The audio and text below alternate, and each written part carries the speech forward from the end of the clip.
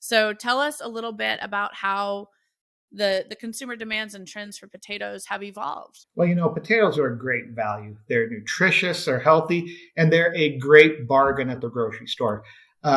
They store a decent amount of time. You don't need to refrigerate them, just a nice dark corner of the closet, like you said.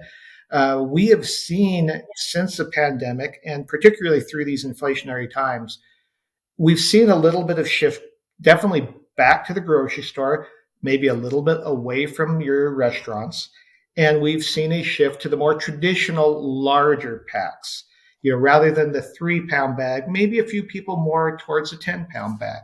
And then another thing that we got to talk about, the I know that Wada Farms, being in Idaho, the Idaho baking potato is like a flagship item for your brand.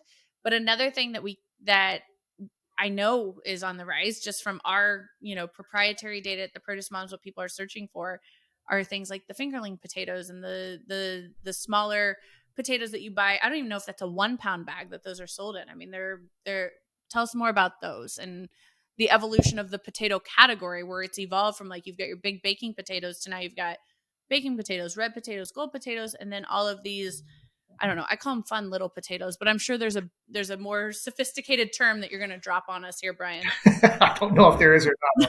We really just want to grow things that the consumers want.